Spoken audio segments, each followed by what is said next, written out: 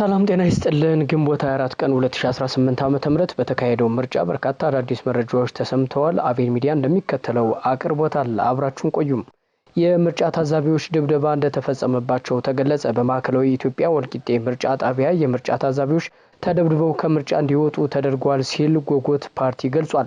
ፓርቲው በኦፊሻል የፌስቡክ ገጹ እንዳብራራው ፓርቲው ይንቀሳቀስበት የነበረው ሞተር ተነጥቋል። የምርጫ ወረቀት በፌስታል ይዘው ሲበትኑ ተመልክተናል።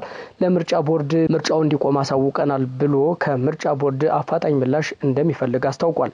በስፍራው የምትገኘው የሪፖርተር ዘጋቢ የማዕከላዊ ኢትዮጵያ ክልል ዋና ምርጫ አስተባባሪ አቶ ነጋሽን አነጋግራቸው በሰጡት ምላሽ ጎጎት ፓርቲ በማዕከላዊ ኢትዮጵያ ወልቂጤ ከተማ ምርጫ ጣቢያ የምርጫ ታዛቢዎች ተደብድበው ከምርጫ እንዲወጡ ተደርገዋል ማለቱን ተከትሎ ወደ ቦታው አስተባባሪዎችን ልኮ እንዳጣሩና ምንም ነገር እንዳልተደረገ ማረጋገጣቸውን ተናግረዋል።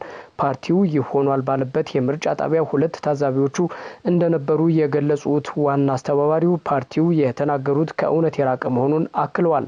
ሌላው ሱልካ በተባለ ጣቢያ ከአካባቢው የፓርቲው ታዛቢ ባጂ ስለተጠየቀ አኩርፎ ከመውጣቱ ውጪ ሌላ የተፈጠረ ነገር እንደሌለ አስረድተዋል። ሌላው በሰባተኛው ሀገራዊ ምርጫ መነጋገሪያ ሆነው ከዋሉ መረጃዎች መካከል አስከሬን በቤት አስቀምጠው ለምርጫ ወጡ የተባሉት የቤተሰብ አባላት ጉዳይ አንዱ ነው። በሰሜን ሸዋ ዞን ሲያደብርና ዋዩ ወረዳ አባያ ቀበሌ ሳክላ ምርጫ ጣቢያ እጅግ መነጋገሪያ የሆነ ክስተት ተስተውሏል። ልጃቸው በሞት የተለየባቸው ቤተሰቦች አስከሬን በቤት አስቀምጠው 7 የቤተሰቡ አባላት በማለዳ ወደ ምርጫ ጣቢያ ማቅናታቸው ተነግሯል። በቦታው የነበረው ማህበረሰብም ለሀዘናቸው ጥልቅ ክብር በመስጠት ሰልፍ ሳይጠብቁ ቅድሚያ ድምጻቸውን ከሰጡ በኋላ ወደ ለቅሶ ቤታቸው ተመልሰዋል ተብሏል። የወንድምን አስከሬን አስቀምጦ በተለይ አስከሬኑ አፈር ሳይቀምስ እህል አንቀምስም በሚባልበት ሀገር አስከሬን አስቀምጦ ለመምረጥ ምርጫ ጣቢያ መሄድ የሀገር ፍቅር ሞኝነት ወይስ ከጀርባ አስገዳጅ ነገር ቢኖር ነው የሚሉ ሀሳቦች ብዙዎችን እያወያየ እንደሚገኝ ታውቋል። ይህ በእንዲህ እንዳለ በአማራና በኦሮሚያ የተወሰኑ አካባቢዎች ድምጽ መስጠት ከተጀመረ በኋላ በተፈጠረ የጸጥታ ችግር ምክንያት የድምጽ አሰጣጥ ሂደቱ መቋረጡን የኢትዮጵያ ብሔራዊ ምርጫ ቦርድ አስታወቀም። የምርጫ ቦርድ ዋና ሰብሳቢ ሜላት ወርቅ ኃይሉ ግንቦት 24 ቀን 2018 ዓ.ም ከማለዳው 12 ሰዓት ጀምሮ እየተካሄደ ያለውን ሰባተኛውን አጠቃላይ ምርጫን አስመልክቶ በሰጡት ጋዜጣዊ መግለጫ ላይ በመላው አገሪቱ ካሉ የምርጫ ጣቢያዎች 50188ቱ በሰዓቱ 12 ሰዓት ላይ ድምጽ አሰጣጥ መጀመሩን ተናግረዋል። ነገር ግን 695 የምርጫ ጣቢያዎች በሰዓቱ አለመከፈታቸውን የምርጫ ቦርድ ሰብሳቢ ገልጸው እነዚህ ምርጫ ጣቢያዎች በ30 ደቂቃና በ1 ሰዓት ዘግይተው መክፈታቸውን አብራርተዋል። በጸጥታ ምክንያት ያልተከፈቱ 143 የምርጫ ጣቢያዎች መኖራቸውን የተናገሩት ሰብሳቢዋ በአማራና በኦሮሚያ ክልሎች ውስጥም የድምጽ አሰጣጥ ሂደቱ ከተጀመረ በኋላ በተፈጠረ የጸጥታ ችግር የተቋረጠባቸው ቦታዎች እንዳሉ በመግለጫቸው ላይ አመላክተዋል። የምርጫ ቦርድ ቀደም ሲል ከትግራይ ክልል በተጨማሪ በ8 የምርጫ ክልሎች ምርጫ እንደማይካሄድባቸው አስታውቆ ነበር። የቦርዱ ሰብሳቢ በጸጥታ ችግር ምክንያት ምርጫ ማካሄድ ባልተቻለባቸው የአማራና የኦሮሚያ ክልሎች ውስጥም የሚንቀሳቀሱ ታጣቂዎች ምርጫው እንዳይካሄድ የትራንስፖርት እንቅስቃሴ ማገዳቸውን መግለጻቸው ይታወቃል። በ39723 የምርጫ ጣቢያዎች ታዛቢዎች እስካሁን ድረስ ተገኝተው መታዘባቸውን የተናገሩት የቦርዱ ሰብሳቢ የፖለቲካ ፓርቲዎችና የግል ተመራጮች ያቀረቧቸው ወኪሎች በ41798 የምርጫ ጣቢያዎች ላይ ተገኝተዋል ብለዋል።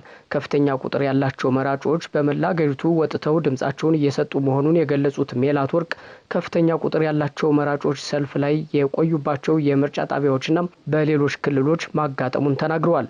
ይህ የተከሰተው በተለይ የዲጂታል ምዝገባ በተካሄደባቸው የምርጫ ጣቢያዎች ረጅም የሆኑ ሰልፎች በአዲስ አበባና በሌሎች አካባቢዎች መታየታቸው ተገልጿል። ይህ የታየው በዲጂታል ወይም በራሳቸው በሞባይል ወይም በድረገጽ የተመዘገቡ መራጮች ላይ መሆኑን ያመላከቱት ሰብሳቢዋ የተፈጠረውን ሰልፍ ለመፍታት ጥረት የተደረገ መሆኑን አስታውቀዋል። ከ350 ሺህ በላይ ምርጫ አስፈጻሚዎች በመላ አገሪቱ ተሰማርተው እንደሚገኙ ገልጸው በቤንሻንጉል ክልል በዘልማምና ሰልዳ የምርጫ ክልሎች በኔትወርክ ችግር የስልክ ግንኙነት የተቸገርንባቸው መረጃ በወቅቱ ለማግኘት አልቻልንም ብለዋል። በእነሞርና ኤነር አንድ የምርጫ ክልል አስፈጻሚ ባልደረባ የክትትል ስራ ለመስራት በሞተር ሳይክል ሲሄድ በደረሰበት አደጋ ህይወቱ ማለፉን ተናግረዋል። ግንቦት 24 ቀን 2018 ዓ.ም ምርጫ 2018 በኢትዮጵያ ስለተካሄደው ሰባተኛው ጠቅላላ ምርጫ የተለያዩ ሚዲያዎች ሽፋን ሰጥተውታል።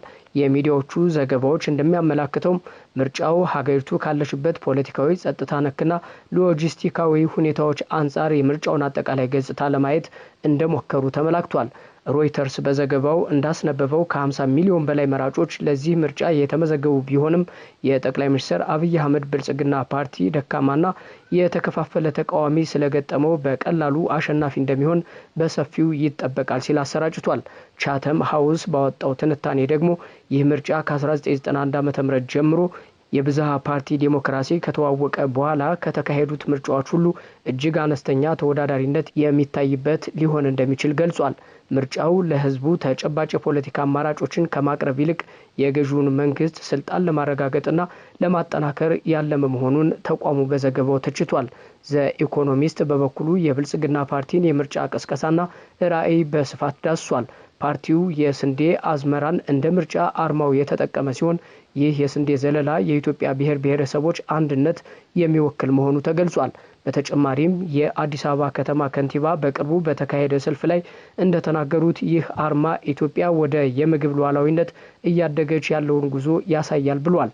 ይሁንና የገዢውን ፓርቲ ያስቆጣ ሰፋ ያለ ዘገባ ይዞ መውጣቱ ተነግሯል።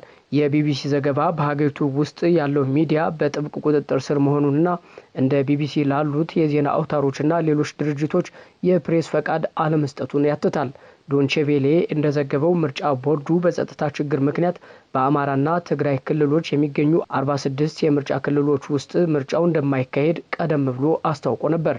በአማራ ክልል ሰሜን ምዕራብ ክልል በሚገኙ 8 ወረዳዎች በሚሊሻዎችና በመከላከያ ሰራዊት መካከል ባለው ግጭት ምክንያት ድምጽ መስጠት አልተቻለም ተብሏል።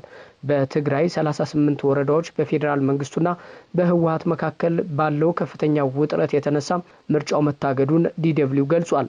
ቢቢሲና ሮይተርስ በበኩላቸው በ2022 ከተጠናቀቀው አስከፊ የእርስ በርስ ጦርነት እያገገመ ያለው የትግራይ ክልል በአጠቃላይ ከዚህ ምርጫ ሙሉ በሙሉ መገለሉን አረጋግጠዋል። ቻተም ሃውስ ይህ ውጥረት ከኤርትራና ሱዳን ጋር ካለው ሻካራ ግንኙነት ጋር ተዳምሮ ቀጠናዊ ግጭትን ሊያባብስ እንደሚችል ስጋቱን አስቀምጧል። ሪፖርተር ጋዜጣ እንደዘገበው በአዲስ አበባ አንዳንድ የምርጫ ጣቢያዎች መራጮች በመዝገብ ላይ ስማቸውን ማግኘት ባለመቻላቸው እንግልት ደርሶባቸዋል። በተለይም 49 ተብሎ በሚጠራው አካባቢ በሚገኝ አንድ ንዑስ የምርጫ ጣቢያ ውስጥም ከ3000 በላይ መራጮች የተመዘገቡ ቢሆንም በርካታ ሰዎች የምርጫ ካርድ ይዘው ስማቸው በመዝገቡ ላይ ባለመኖሩ ስማቸው የለም ተብለው ወደ ቤታቸው ለመመለስ ተገደዋል ብሏል።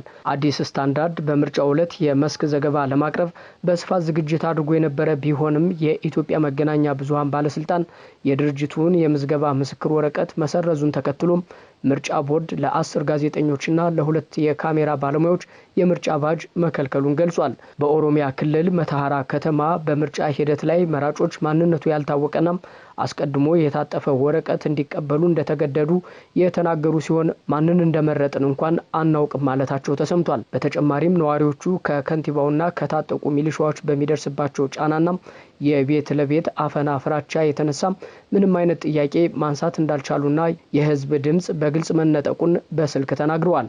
በተጨማሪም በኦሮሚያና አማራ ክልሎች ከኦሮሞ ነጻነት ሰራዊትና ከፋኖ ታጣቂዎች ጋር በተያያዘ የተከሰቱ የጸጥታ ችግሮች የትራንስፖርት አገልግሎትን አሰናክለዋል።